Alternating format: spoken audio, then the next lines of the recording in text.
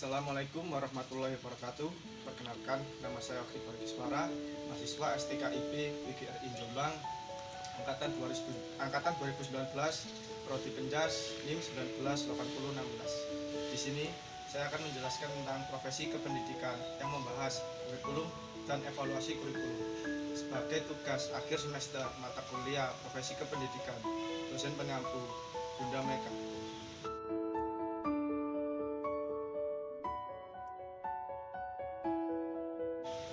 Oke, pertama, profesi kependidikan. Profesi kependidikan terdiri dari dua kata. Yang pertama adalah profesi dan yang kedua adalah pendidikan. Masing-masing kata tersebut memiliki arti yang berbeda. Pertama, profesi, artinya adalah pekerjaan. Sedangkan pendidikan adalah suatu usaha sadar untuk menyiapkan peserta didik agar lebih berperan aktif dan positif di masa hidupnya sekarang dan masa depan. Jadi, profesi kependidikan adalah pekerjaan sesuai keahliannya untuk menyiapkan peserta didik agar berperan aktif dan positif dalam hidupnya di masa sekarang dan di masa yang akan datang.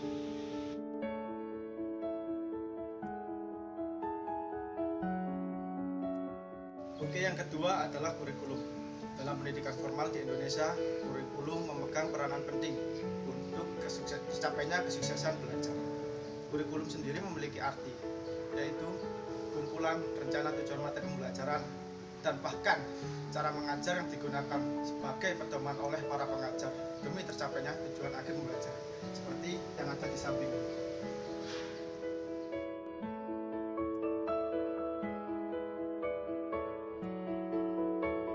Yang ketiga, evaluasi kurikulum. Menurut para ahli Taylor tahun 1949, evaluasi kurikulum adalah upaya untuk menentukan tingkat perubahan yang terjadi pada belajar. Sedangkan menurut Orin M.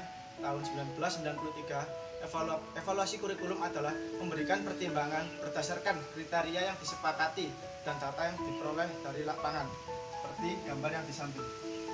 Jadi, pengertian evaluasi kurikulum secara umum adalah suatu tindakan penilaian, penjaminan, dan penetapan mutu kurikulum.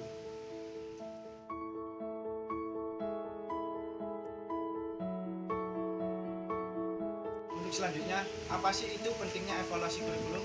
Evaluasi kurikulum memegang peranan penting dalam meningkatkan mutu pendidikan, baik untuk penentuan kebijakan pendidikan pada umumnya maupun untuk pengambilan keputusan dalam kurikulum itu sendiri.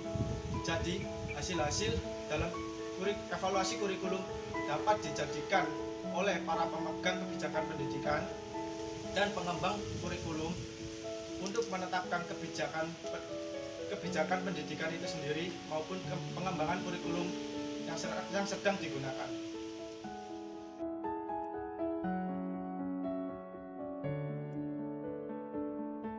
Oke, untuk yang terakhir, masalah dalam evaluasi kurikulum. Menurut Norman dan Smith tahun 2002 mengemukakan ada beberapa kesulitan dalam penerapan evaluasi kurikulum. Contohnya yaitu 1. Kesulitan dalam pengukuran. Yang kedua, kesulitan dalam penerapan randomisasi dan double blind. Yang ketiga, kesulitan dalam menstandarkan intervensi dalam pendidikan.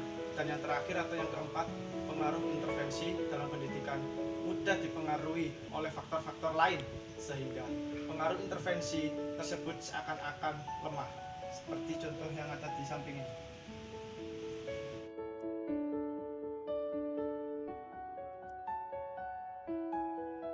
Jadi, kesimpulan dalam video ini adalah kurikulum memegang peranan penting dalam pendidikan formal Indonesia untuk tercapainya kesuksesan belajar.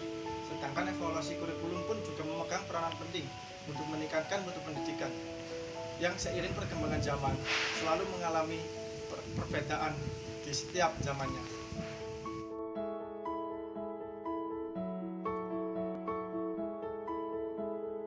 Oke, demikianlah penjelasan yang dapat saya sampaikan. Bila ada salah kata, salah teori, mohon dimaafkan karena saya masih dalam tahap belajar. Semoga video ini bermanfaat bagi kalian yang sedang ada di rumah saja dan bermanfaat bagi masa depan kalian sebagai calon pendidik. Wassalamualaikum warahmatullahi wabarakatuh.